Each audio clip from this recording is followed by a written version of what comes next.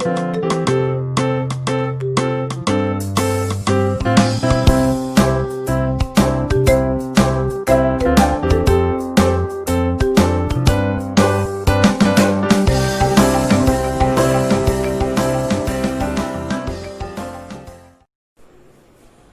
dear students. Welcome to my next lecture. So today we will continue our chapter number 3 of democratic politics, and the chapter name is electoral politics. We already started this chapter in my previous lecture, and in my previous lecture we already discussed why elections and why do we need elections. So today we will continue our topic what makes an election democratic. कि क्या है जो हमारे election को democratic बनाते हैं. So as we know that elections held in many ways. This thing we studied in our chapter number 1 कि many ways से हमारे elections held होते हैं. So all democratic country hold elections. जितनी भी democratic countries हैं सभी में elections हमारे करवाए जाते हैं. But some non-democratic country also hold elections. कि जो कुछ non-democratic countries हैं वहाँ पर भी हमारे elections करवाए जाते हैं.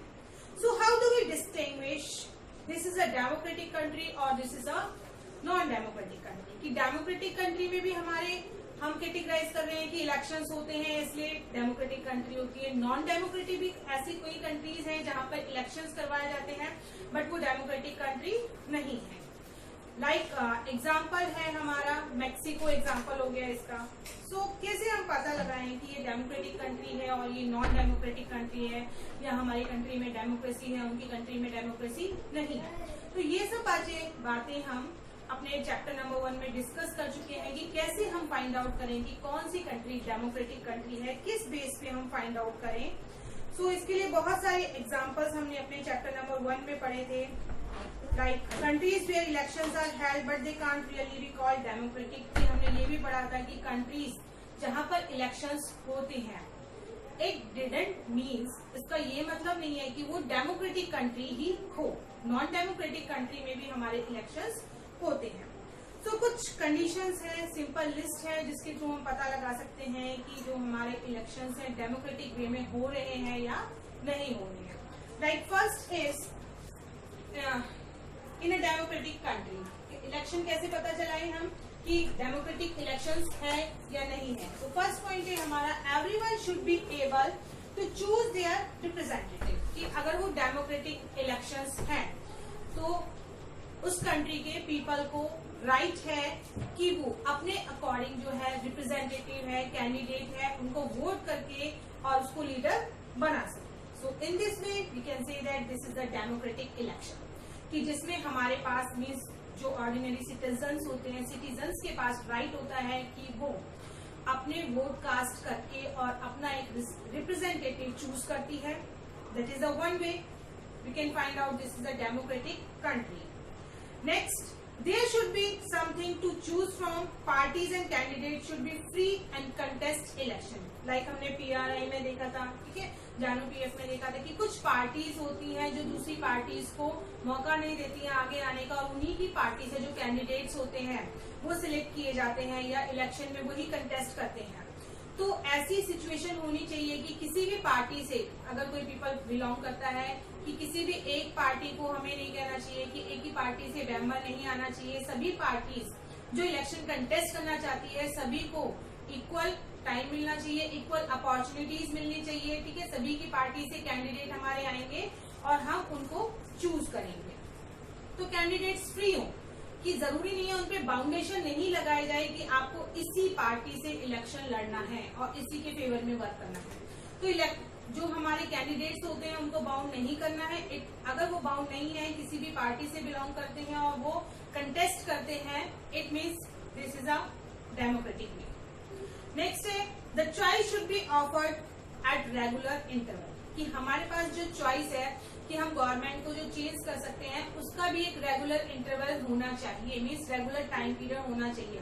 ये नहीं कि हमने एक बार वोट कास्ट कर दिया और जो गवर्नमेंट बन गई वो लॉन्ग लाइफ के लिए बन गई, लॉन्ग टर्म के लिए बन गई, 10 years 20 years वही गवर्नमेंट वर्क कर रही है, तो उसको भी हम डेमोक्रेटिक नहीं कह सकते. उसका भी एक रेगुलर इंटरवल होना चाहिए, एक टाइम पीरियड होना चाहिए. जैसे हमारे इंडिया में टाइम पीरियड 5 years का है कि जो हमारी गवर्नमेंट बनती है 5 ईयर्स तक उसका टाइम पीरियड रहता है। उसके बाद हम दोबारा से इलेक्शन होते हैं, again we are casting vote and again we are choosing the next government.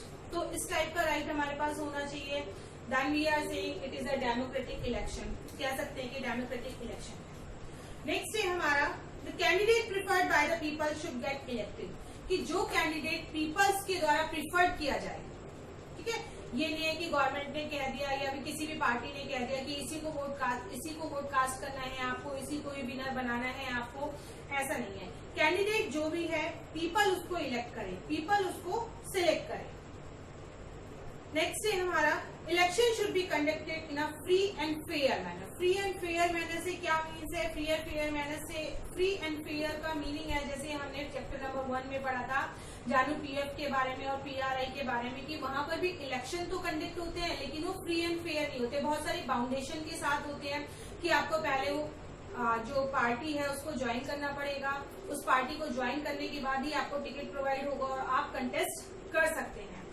Next thing होती है कि पैसे देके किसी को भी और अपनी पार्टी में मिला लेते हैं, तो इस टाइप के इलेक्शंस नहीं होने चाहिए, एकदम फ्रीली होनी चाहिए कि वो किसी भी पार्टी से बिलोंग करे, उसको कंटेस्ट करने का राइट हो, वो होंगे हमारे फ्री एंड फेयर इलेक्शन। तो अगर हमारी कंट्री में फ्री एंड फेयर इलेक्शन होते हैं, पीपल जो है अपने कैंडिडेट्स को खुद चूज करते हैं, रिप्रेजेंटेटिव्स को खुद चूज करते हैं, एक रेगुलर टाइम पीरियड पे अगर इलेक्शन हो रहे हैं, उस पे किसी भी टाइप की बाउंडेशन नहीं है कैंडिडेट पे, वो किसी भी पार्टी से कंटेस्ट कर सकता है, it means the elections are democratic elections. Okay, now the next topic is it good to have political competition? कि जो पॉलिटिकल कंपटीशन होता है हमारी कंट्री में, पॉलिटिकल पार्टीज जो होती हैं, like you can see BJP और कांग्रेस जो पार्टी है, आजकल उन दोनों पार्टीज में बहुत ज्यादा कॉन्फ्लिक्ट्स देखने को हमें मिल रहे हैं। तो पॉलिटिकल पार्टीज में जो हमारा कंपटीशन होता है, क्या वो गुड होता है? It is our next topic. Is it good to have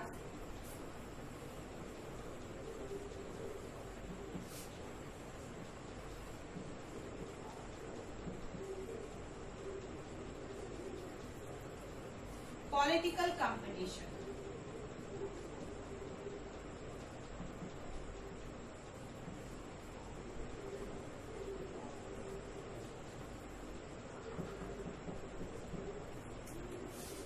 so basically इसके मेरिट्स भी हैं और जी मेरिट्स भी हैं। सो पॉलिटिकल कंपटीशन के हम मेरिट्स जी मेरिट्स दोनों देखेंगे।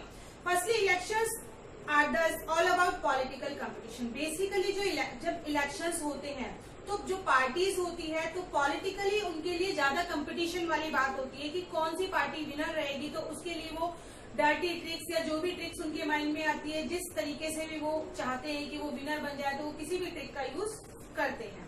सो this competition takes various form, किसी भी फॉर्म में हो सकता है। ये जो कंपटीशन होता है पॉलिटिकल पार्टीज के बीच में, जैसे यहाँ पर हमारे जो कंपटीशन है बेसिकली, और भी अदर पार्टीज भी हैं, लेकिन जो मेजर कंपटीशन रहता है हमारे यहाँ बीजेपी और कांग्रेस में हमें देखने को मिलता है। दोनों ही पार्टी कोशिश करती है कि किस तरह से उनकी गवर्नमेंट जो है पार में आए। कांग्रेस वाले कोशिश करते हैं कि कांग्रेस की गवर्नमेंट पार में आए, बीजेपी वाले कोशिश करते हैं कि बीजेपी की जो गवर्नमेंट है वो पार में आए। So the most obvious form is this competition among political parties. और यही जो कंपटीशन है, जो चाहते हैं कि अपनी जो गवर्नमेंट है पार में आए, तो यही एक इश्यू बनता है कि पॉलिटिकल जो पार्टीज होती हैं उनके बीच में एक कंपटीशन क्रिएट हो जाता है। और at the constituency level, constituency हमने पहले डिस्कस किया था, जिस पर्टिकुलर रीजन के लिए हम कंटेस्ट करते हैं या जिस पर्टिकुलर रीजन से हमें वोट मिलते हैं, वो रीजन हमारे जोन में आता है, वो हमारी कॉन्स्टिट्यूएंसी होती है। सो कॉन्स्टिट्यूएंसी लेवल पे अगर हम बात करें तो कंपटीशन में बहुत सारे कैंडिडेट्स होते हैं। जैसे एक ही कॉन्स्टिट्यूएंसी से आप देखेंगे कि 5 कैंडिडेट्स भी खड़े हो सकते हैं इलेक्शन कंटेस्ट करने के लिए, 7 कैंडिडेट्स भी हमारे खड़े हो सकते हैं इलेक्शन कंटेस्ट करने के लिए। So if there is no competition, elections will become pointless. और अगर ये कंपटीशन ही नहीं होगा, मीन्स एक पार्टी दूसरी पार्टी को अपोज ही नहीं करेगी या दूसरी पार्टी पहली पार्टी से अपोज नहीं करेगी, मीन्स जितने भी कंटेस्टेंट होते हैं, जितने भी कैंडिडेट्स हमारे होते हैं, वो एक दूसरे को अपोज नहीं करेंगे या उनके पास कोई पॉइंट नहीं होगा हमें बताने के लिए, हमारे डेवलपमेंट के लिए, तो ये जो हमारे इलेक्शंस हो रहे हैं they are pointless. And useless also, useless हो जाएंगे। जब पार्टीज में कंपटीशन होता है तभी वो हमारे लिए न्यू स्कीम्स हमें प्रोवाइड करते हैं, हमें वेरियस मेथड्स बताते हैं जिससे हमारा डेवलपमेंट हो सके। तो अगर उनके बीच में कंपटीशन ही क्रिएट नहीं होगा तो वो हमारे लिए कुछ नया नहीं सोचेंगे, नया नहीं करेंगे। So it is good the political parties have competition. ये बहुत अच्छा है हमारे लिए कि पॉलिटिकल पार्टीज के बीच में कंपटीशन रहता है और वो उस कंपटीशन को जीतने के लिए, like you can see in your class, अगर आपकी क्लास में आपके जब एग्जाम्स होते हैं, आपके मार्क्स आते हैं, आपके 40 में से 30 आ गए, 28 आ गए, अरे चलो कोई बात नहीं आने दो, दूसरा कहता है 28 आ गए, अरे आने दो कोई बात नहीं। लेकिन जिनके बीच में कंपटीशन होता है, मीन्स जो रैंक होल्डर्स होते हैं, जो चाहते हैं हमेशा फर्स्ट पोजीशन पर आए, वो आप देखेंगे हमेशा कंपटीशन करते रहते हैं कि उसने इतने घंटे पढ़ाई की है या वो इस चीज को ज्यादा अच्छे से पढ़ रहा है तो मैं उससे ज्यादा अच्छा करूँ। तो एक तरह से जो कंपटीशन होता है हमारे लिए एक बेटर वे होता है, ठीक है ना, बेटर करने का एक स्कोप होता है हमारे पास। तो जो पार्टीज के बीच में कंपटीशन होता है उसके पास भी एक स्कोप होता है। अगर उनके बीच में कंपटीशन क्रिएट होता है तो हमारे लिए कुछ बेटर रिजल्ट्स निकल के आते हैं, कुछ ऐसे डेवलपमेंट्स, ऐसी पॉलिसीज वो बनाते हैं जो हमारे लिए बहुत अच्छी होती है। और वो ऐसी पॉलिसीज क्यों बनाते हैं? ताकि वो जो प्रीवियस हमारी पार्टी है उससे ज्यादा अच्छा और ज्यादा बेटर कर पाए। So clearly an electoral competition has many demerits. अभी हमने पढ़ा कि जो मैंने आपको स्टार्टिंग में ही बताया था कि इसके मेरिट्स भी होते हैं, डीमेरिट्स भी होते हैं। मेरिट्स ये होते हैं कि जब कंपटीशन क्रिएट होता है तो एक अच्छी पॉलिसी हमारे लिए बनकर आती है और हमारे लिए जो डेवलपमेंट वर्क है वो अच्छे से अच्छे हमारे जो पॉलिटिकल लीडर्स होते हैं हमें प्रोवाइड करवाते हैं जिससे हम उन्हें वोट कास्ट करें। बट इसके कुछ डीमेरिट्स भी हमें देखने को मिलते हैं। It is creates sense of disunity and factionalism. Factionalism का मीन्स होता है conflicts between splitting of group, कि हमारी जो पार्टीज है डिफरेंट ग्रुप्स में डिवाइड हो जाती है। और इसका एक बहुत ही बेस्ट एग्जाम्पल आज के टाइम पीरियड में हमें अशोक गहलोत की गवर्नमेंट में देखने को मिल रहा है कि बीजेपी और कांग्रेस में तो कॉन्फ्लिक्ट है, दोनों अलग अलग ग्रुप बन गए हैं, एक दूसरे को अपोज करने के लिए, एक दूसरे को ब्लेम करने के लिए एवरी टाइम रेडी रहते हैं ये। बट कांग्रेस जो पार्टी है उसके बीच में भी स्प्लिटिंग हो गई है, अलग अलग ग्रुप बन गए थे। हमारे सचिन पायलट जो है वो अपने कुछ एमएलए के साथ अलग हो गए थे, कांग्रेस की गवर्नमेंट के साथ, अशोक गहलोत के साथ कुछ एमएलए अलग हो गए थे, उनके बीच में भी कॉन्फ्लिक्ट चल रहे थे क्योंकि वो चाहते थे पोजीशन उसे मिले। सचिन पायलट चाहते थे कि जो चीफ मिनिस्टर की पोजीशन है वो उन्हें दी जाए, वो ज्यादा कैपेबल है, वो ज्यादा अच्छा वर्क कर सकते हैं हमारे लिए। और अशोक पार्टी ने अशोक गहलोत को दी थी चीफ मिनिस्टर की पोस्ट। तो उनके बीच में भी जो कॉन्फ्लिक्ट हुए थे ये सभी पॉलिटिकल पावर का ही एक रिजल्ट है। उसके अलावा जो ब्लेमिंग आप देखते रहते हैं, हमेशा ब्लेमिंग चलती रहती है कि जो भी हमारी रूलिंग पावर होती है, मीन्स रूलिंग पार्टी जो भी होती है, लाइक हमारे अभी राजस्थान में जो रूलिंग पार्टी है कांग्रेस है, तो कांग्रेस के ऊपर जो बीजेपी है जैसे ही कोई मौका आता है, कोई भी बात होती है, तुरंत ब्लेम लगाना स्टार्ट कर देते हैं कि इसने ये प्रॉमिस किया था, ये अभी तक फुलफिल नहीं हुआ है, इतनी सारी बीमारियां फैल रही है कि गवर्नमेंट क्या कर रही है, हमारे यहाँ सैनिटेशन से रिलेटेड क्या कर रही है, वाटर स्कैर्सिटी इतनी है तो गवर्नमेंट क्या कर रही है। तो इस टाइप के ब्लेम लगाती रहती है। जब बीजेपी पावर में होती है तो कांग्रेस इस टाइप के ब्लेम उस पर लगाती है। तो ये एक डिमेरिट है कि कॉन्फ्लिक्ट दोनों के बीच में बहुत ज्यादा बढ़ जाते हैं। So you would have heard people complaining of party politics, और कई बार आपने सुना होगा कि इनकी पार्टी में तो पॉलिटिक्स ही चलती रहती है, हमारी लोकेलिटी में भी कि आपस में ही दोनों लड़ते रहते हैं और डेवलपमेंट वर्क कुछ करवाते हैं। So the different political parties and leaders often level allegation means एक दूसरे पर ब्लेम लगाते रहते हैं। मैंने अभी आपको बताया कि जो हमारी रूलिंग पार्टी है उस पर हमेशा ही, अगर वो बीजेपी होगी तो कांग्रेस उस पर ब्लेम लगाएगी, अगर कांग्रेस पार्टी पावर में है तो बीजेपी उस पर ब्लेम लगाएगी। तो इस तरह के एलिगेशंस एक दूसरे पर लगाते रहते हैं। कई बार ये एलिगेशंस कुछ हद तक सही भी होते हैं, कई बार ये गलत भी होते हैं, बट पॉलिटिकल पार्टीज को इनसे कोई मतलब नहीं रहता है। उनको सिर्फ मतलब रहता है कि किस तरह से इनकी गवर्नमेंट को हम गिराएं और हमारी गवर्नमेंट पावर में आए। तो इस तरह का सिस्टम चलता रहता है, जिसकी वजह से जो हमारी जो गवर्नमेंट होती है वो अपने वर्क पे फोकस नहीं कर पाती है और इन सब झगड़ों में ही उलझी रहती है। So some people say this is pressure to win electoral fight does not allow sensible long term policies. और कुछ पीपल ये भी कहते हैं कि उनका ये भी मानना है कि जो ये हमारे लिए पॉलिसीज लेके आते हैं, जो अनाउंसमेंट्स करते हैं, ये सिर्फ एक मेथड है इलेक्शंस में जीतने का उनका, बाकी बाद में ये कुछ भी नहीं करते हैं। और हम बहुत सी चीजें ऐसे देखते भी हैं कि बहुत सारे अनाउंसमेंट्स होते हैं इलेक्शन से पहले, बट वो बहुत सारे अनाउंसमेंट ऐसे होते हैं जो सिर्फ अनाउंसमेंट ही रह जाते हैं, वो पूरे नहीं कर पाते हैं उनको, या उन पर कोई वर्क नहीं होता है, वो वहीं के वहीं रह जाते हैं। तो बिल्कुल सही है कि सिर्फ जीतने के लिए, दूसरे से फाइट करने के लिए, दूसरे से आगे निकलने के लिए इस टाइप के अनाउंसमेंट्स किए जाते हैं, और उनकी जो पॉलिसीज होती है लॉन्ग टर्म तक नहीं चलती है, मीन्स वो सिर्फ अनाउंसमेंट करके रह जाते हैं और उसको वर्क में नहीं ला पाते हैं।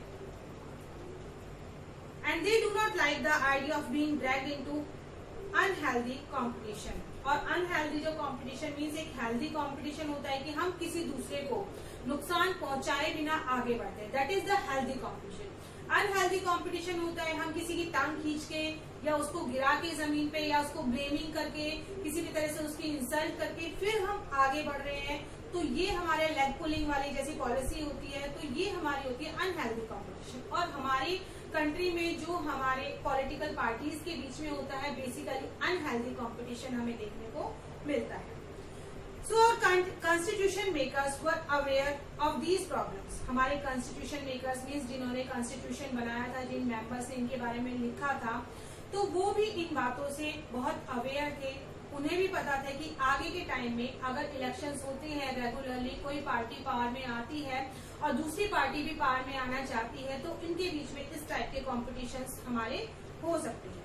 So they opted for free competition in elections as a way to select our future leaders. तो इसीलिए उन्होंने डिसाइड किया था कि हम फ्री हैं, हमारे जो कॉम्पिटिटर्स हैं उनमें से हमें चूज करना है। पीपल्स के हाथ में ये पावर दी कि पीपल्स ये चूज करेंगे कि किस पे उन्हें ज्यादा बिलीव है, किसे उन्हें वोट कास्ट करना चाहिए और किसे उसे गवर्नमेंट में लाना चाहिए, जो हमारे लिए बेस्ट लीडर हो, बेस्ट हमारे लिए पॉलिटिकल रूल्स, हमारे लिए पॉलिसीज बना सके, हमारे लिए रूल बना सके, एक आइडियल पॉलिटिकल पावर हो और जो हमें मोटिवेट कर सके।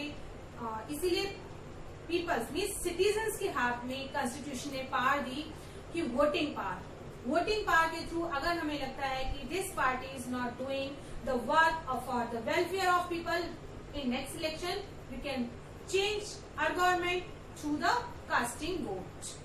तो हम वोट के थ्रू उसको फिर से चेंज कर सकते हैं। So political leaders all over the world like all other professionals are motivated by desire. सभी को एक डिजायर रहती है, जो भी पॉलिटिक्स में आ जाता है उनकी एक डिजायर रहती है, उनकी एक इच्छा रहती है कि वो स्ट्रॉन्गेस्ट पावर में हो या फिर उनकी पार्टी पावर में आए, जिससे उनको भी एक अच्छी पोस्ट मिल सके और उनकी पोजीशन बन सके। तो हमेशा उनकी विश रहती है कि किसी भी तरह से कोई भी रिस्क लेकर और उन्हें अपनी पावर को, अपनी पार्टी को पावर में लाना है। So besides even when they wish to serve the people, कि बेसिकली उनका हम चूज तो इसलिए करते हैं कि वो हमें अपनी सर्विसेज प्रोवाइड करें, हमारे वेलफेयर के लिए वर्क करें, लेकिन जैसे ही उनकी पार्टी पावर में आ जाती है वो ये सब चीजें भूल जाते हैं और उनका मेन मोटिव होता है कि उनको कैसे अपनी पोजीशन को स्ट्रांग करना है, जिससे नेक्स्ट इलेक्शन में उन्हें ही वोट मिले या फिर उनकी पार्टी उन्हें ही टिकट प्रोवाइड करे, या वो अपना वेलफेयर कैसे करे। बेसिकली वो इन सब चीजों में इंगेज हो जाते हैं, एंटायरली इंगेज हो जाते हैं इन सब चीजों में, और उन्हें यही नहीं पता कि हमारे लिए क्या करना चाहिए उनको और क्या नहीं करना चाहिए, क्या हमारे लिए रिक्वायरमेंट्स हैं, क्या फिलहाल हमें जरूरत है, किस चीज को, किस प्रॉब्लम को हम फेस कर रहे हैं, वो इन सब चीजों को भूल जाते हैं।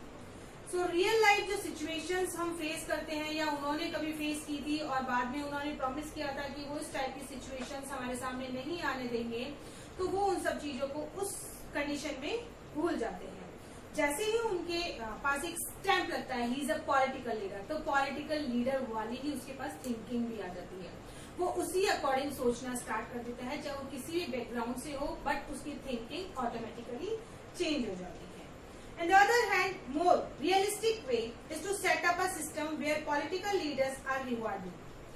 अगर हम अदर वे की बात करें कि जो डील है रियल लाइफ सिचुएशन की उनकी कैसे किया जाए, तो एक वे तो है try and improve the knowledge and character of political leader, कि पॉलिटिकल लीडर के कैरेक्टर को इम्प्रूव करना चाहिए, उनकी नॉलेज को इम्प्रूव करना चाहिए। जैसे हमने कई बार राहुल गांधी जी के जो स्पीचेस हैं उनको सुना है, उन्हें यही नहीं पता है कि कितने पीपल्स हमारे इंडिया में रहते हैं, ठीक है, और कभी भी वो कुछ भी बोल देते हैं, बट उनको प्रॉपर नॉलेज नहीं रहती है उस चीज की। तो पॉलिटिकल लीडर को प्रॉपर नॉलेज होनी चाहिए, प्रॉपर आइडिया होना चाहिए उस चीज के बारे में, उस प्रॉब्लम को पता होना चाहिए कि क्या प्रॉब्लम है और कैसे इसका सॉल्यूशन निकालना है। कैरेक्टर उसका अच्छा होना चाहिए। और अगर हम बात करें कि अदर हैंड की, तो मोर रियलिस्टिक होना चाहिए, मीन्स रियल सिचुएशन को समझने वाला वो होना चाहिए हमारी, की जो पीपल को सर्व किया जा रहा है वो अच्छी चीज पीपल को सर्व की जा रही है। इसके लिए उसे चाहे रिवार्डेड भी कर सकते हैं हम, उसे पनिश भी कर सकते हैं हम। सिस्टम ऐसा होना चाहिए कि अगर पॉलिटिकल लीडर हमारे लिए कुछ बेटर नहीं कर रहा है, कुछ अच्छा नहीं कर रहा है, तो हमारे पास राइट होना चाहिए कि हम उसे रिवार्ड करें, अगर अच्छा कर रहा है, अगर बुरा कर रहा है तो उसे पनिशमेंट भी मिलना चाहिए। Who decides this रिवार्ड और पनिशमेंट? अब ये डिसाइड कौन करे कि ये अच्छा कर रहा है तो इसको रिवार्ड देना है, अगर ये बुरा कर रहा है तो इसको पनिशमेंट देना है, तो who decide this? So simple answer is this: the people. People can decide कि अगर पीपल को ही पता होगा ना कि उनके वेलफेयर के लिए वर्क कर रहा है या नहीं कर रहा है, सो पीपल को ही डिसाइड करना चाहिए कि वो अच्छा कर रहा है या बुरा कर रहा है। So this is what electoral competition, इसको हम कहेंगे रियल मीनिंग में इलेक्टोरल कंपटीशन, कि अगर वो इलेक्शन कंटेस्ट करता है, वो जीतता है, अच्छा करता है, तो उसको रिवार्ड भी हम देंगे। अगर वो हमारे वेलफेयर के लिए वर्क नहीं करता है तो उसको पनिशमेंट भी मिलना चाहिए। This is called electoral elections. Okay, so regular election competitions, regular election जो कॉम्पिटिशन होते हैं वो हमें प्रोवाइड करते हैं कि किस तरह पॉलिटिकल पार्टीज है और जो हमारे लीडर्स है इंसेंटिव्स हो सकते हैं। They know that the raise issues that people want to be raised, और वो पीपल के मीन्स रेज इश्यूज मीन्स कि हमारे साथ जो भी प्रॉब्लम क्रिएट हो रही है, हम जो भी प्रॉब्लम फेस कर रहे हैं वो उन्हें रेज करते हैं, ऊपर उछालते हैं, जिससे वो इलेक्शन जीत सके। पॉलिटिकल पार्टीज का मेन मोटिव ये होता है, पहले वो पता लगाते हैं कि क्या क्या प्रॉब्लम्स हम किस किस एरिया में क्या क्या प्रॉब्लम्स फेस कर रहे हैं, फिर उनको हमारे सामने लेके आते हैं कि देखिए अभी तक ये गवर्नमेंट जो अपोजिशन पार्टी होती है बेसिकली वो कहती है कि गवर्नमेंट ने, आपकी जो रूलिंग पार्टी है इसने कुछ नहीं किया, हम आपसे प्रॉमिस करते हैं कि नेक्स्ट इलेक्शन में अगर हमारी पार्टी विनर होती है, हमें विक्ट्री मिलती है नेक्स्ट इलेक्शन में, तो हम ये सब आपके लिए प्रोवाइड करवाएंगे, या आप जिस प्रॉब्लम को फेस कर रहे हैं हम उसे सॉल्व आउट करने की कोशिश करेंगे। But if they fail to satisfy the voters, अगर वो ये सब चीज करने में फेल हो जाते हैं, then we are having the power to again change our government. हमारे पास पावर है कि नेक्स्ट इलेक्शन में अगर किसी ने गवर्नमेंट ने हमसे प्रॉमिस किया है कि वो हमारे साथ हमारे जो प्रॉब्लम्स हम फेस कर रहे हैं उनको सॉल्व करेगी, अगर वो फेल होती है गवर्नमेंट उस प्रॉब्लम को सॉल्व नहीं कर पाती है, तो how can we believe that government on that government? हम कैसे उस गवर्नमेंट पे बिलीव करेंगे? So Constitution give us power in next election we can change our government. हम अपनी गवर्नमेंट को चेंज कर सकते हैं। So if a political party is motivated only by desire to win power, और अगर हमें लगता है कि जो पॉलिटिकल पार्टी है वो हमारे वेलफेयर के लिए नहीं, सिर्फ अपनी डिजायर के लिए और पावर के लिए पार्टी में आई है या लीडर बनी है, रिप्रेजेंटेटिव बनी है, रूलिंग पार्टी बनी है और पीपल को फोर्स कर रही है, so this is a bit like the way market works. जैसे मार्केट वर्क्स होता है हमारा, even if a shopkeeper is interested only for his profit, तो जैसे मार्केट में हमारा रूल चलता है कि शॉपकीपर का मेन मोटिव क्या होता है, चाहे उसके पास कोई भी खराब प्रोडक्ट हो, बट उसका मेन मोटिव होता है कि इस खराब प्रोडक्ट से कैसे वो प्रॉफिट गेन करे, कैसे वो हमें मोल्ड करे, कैसे वो हमें इफेक्ट करे या हमें मोटिवेट करे कि हम उस प्रोडक्ट को परचेज करें, और हम उस प्रोडक्ट को परचेज करके जिसका जो प्रॉफिट है वो शॉपकीपर को मिले। इसी टाइप से जो हमारे लीडर्स होते हैं पॉलिटिकल पार्टी के, वो यही कोशिश करते हैं कि बातों को मोल्ड करते हैं, घुमाते फिराते हम अपनी बातों के जाल में फंसाते हैं और हमसे वोट ले लेते हैं। तो देखिए इसी से रिलेटेड आपकी बुक में एक इमेज भी दी गई है कि मेरे पास नेता आता है कि मेरे पास योजनाएं हैं, घोषणा है, वायदे हैं, आपके पास क्या है? तो जो वोटर रहता है, वोटर के पास भी कम पावर नहीं है, कार्टून बनाया हुआ है कि हम उसकी बातों में आ जाते हैं, लेकिन हमारे पास पावर है। वो कहता है मेरे पास वोट है, वी आर हैविंग पावर, कि अगर आपने मेरे लिए, आपके पास इतनी सारी पॉलिसीज होंगी ठीक है, लेकिन अगर आपने उस पॉलिसीज को अप्लाई नहीं किया तो मेरे पास वोट है, नेक्स्ट इलेक्शन में मैं आपको वोट नहीं दूंगा। So next topic is what is our system of election, कि हमारी कंट्री में जो इलेक्शन का सिस्टम है वो क्या है।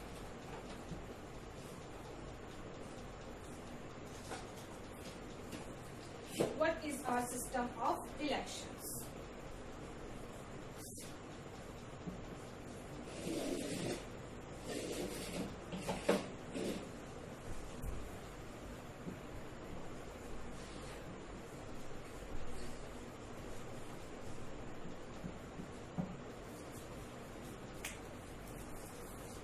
So basically, can we say that Indian elections are democratic? हम कहते हैं कि इंडिया के जो इलेक्शंस हैं डेमोक्रेटिक है, क्योंकि पीपल उसमें वोट कास्ट करने के लिए जाते हैं, वन वोट को वन वैल्यू प्रोवाइड की जाती है। तो इसका आंसर हमें यहीं से मिलता है, what is our election system, कि हमारा जो इलेक्शन सिस्टम है डेमोक्रेटिक इलेक्शन सिस्टम है हमारा। And let us take to look how elections are held in India. फिर भी थोड़ा सा एक शॉर्ट में बताया है कि कैसे इलेक्शंस जो हमारे इंडिया में होते हैं।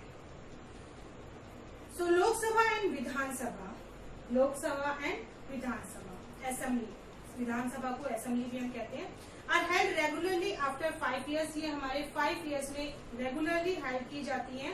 5 years के लिए रिप्रेजेंटेटिव जो होता है हमारा चूज किया जाता है लोकसभा और विधानसभा में। If the government dissolve before the 5 years, जैसे हमने अपनी टर्म्स में पढ़ा था मिड टर्म इलेक्शंस, अगर हमारी जो गवर्नमेंट है 5 years से पहले ही डिसॉल्व हो जाती है तो फ्रेश इलेक्शन उस कंडीशन में हमारे करवाए जाते हैं। और बाई इलेक्शन भी हमने पढ़ा था, बाई इलेक्शन होता है अगर किसी जो हमारा ऑफिस होल्डर है, ठीक है ना, उसकी ऑफिस जो है हमारा किसी भी रीजन से वेकेंट हो जाता है, चाहे तो उसको जो रिप्रेजेंटेटिव है, उसका जो लीडर है, उसकी डेथ हो जाती है या वो रेजिग्नेशन दे देता है, तो उस रीजन में जो हमारे इलेक्शन होते हैं उनको हम बाई इलेक्शन कहते हैं।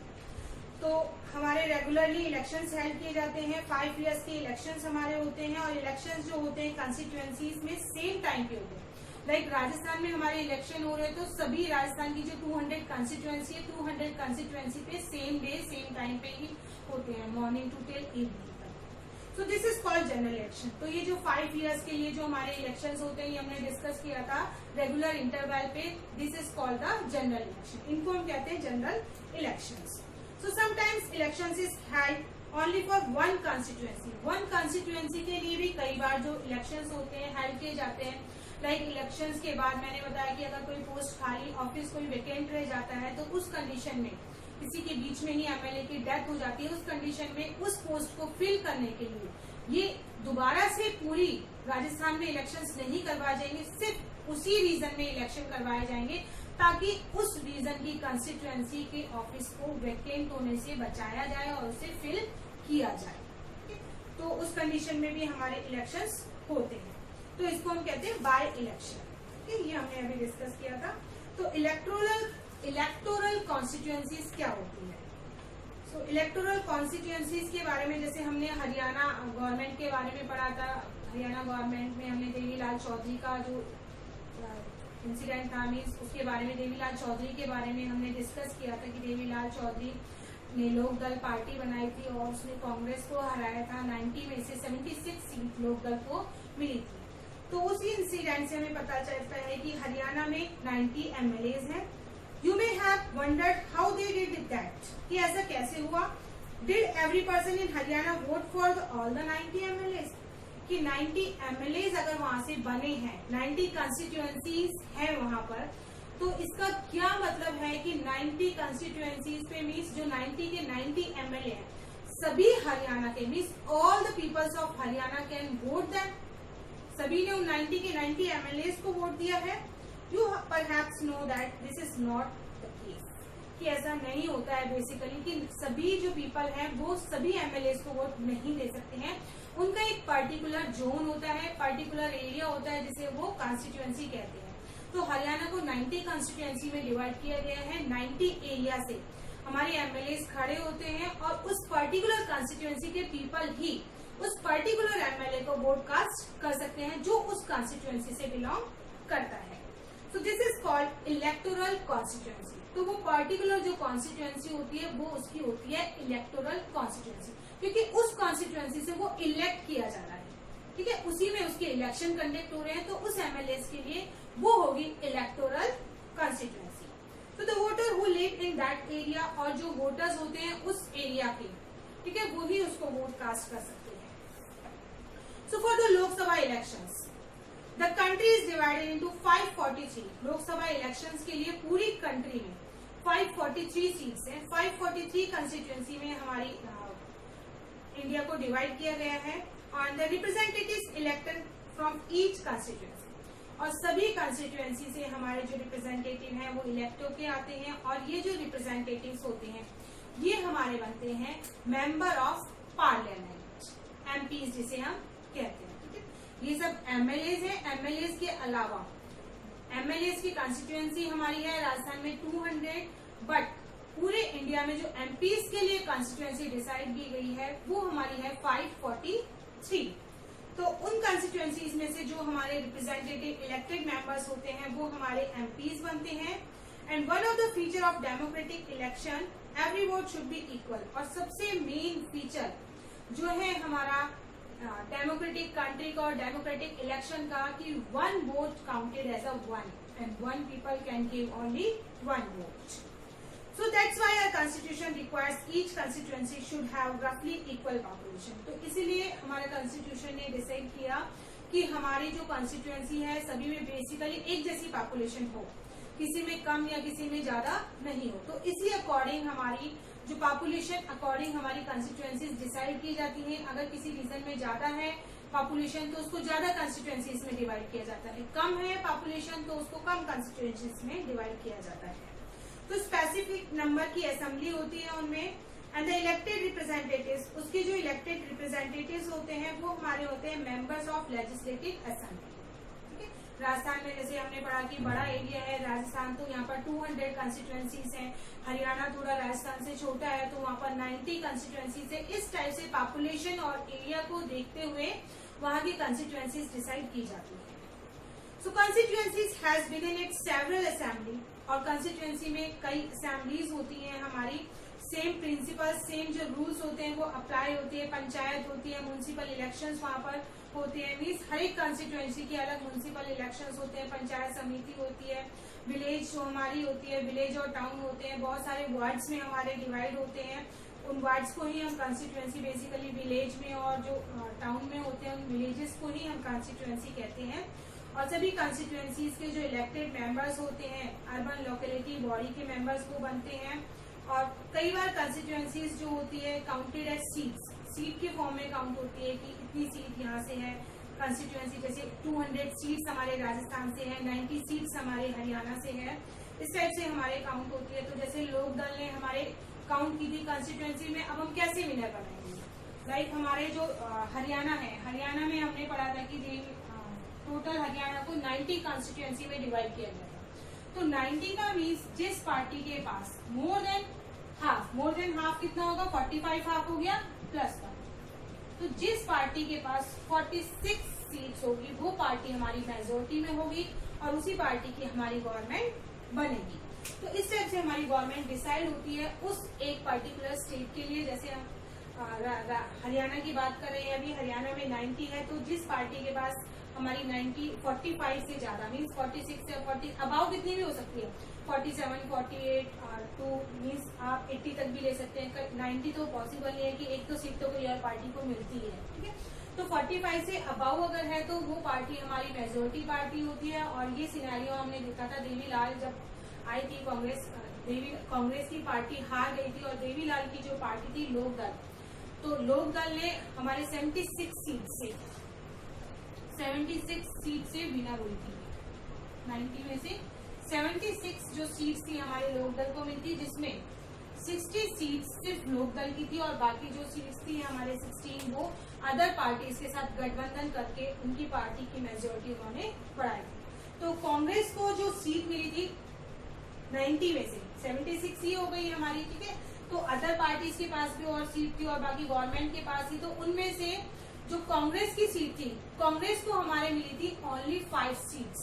तो मेजोरिटी पार्टी हुई हमारी लोकदल, तो देवीलाल की हमारी गवर्नमेंट बनी थी। इट मीन्स दैट कि हमारी जो लोकदल ने जो सीट्स ली थी वो ली थी हमारी 60 असेंबली कॉन्स्टिट्यूएंसी। 60 असेंबली कॉन्स्टिट्यूएंसी हमारी सीट लोकदल को मिली थी हमारी। तो इस टाइप से मेजोरिटी से हमारी गवर्नमेंट बनती है। So I hope you understand what is our system of election, how the MLA is chosen. Thank you and have a nice day.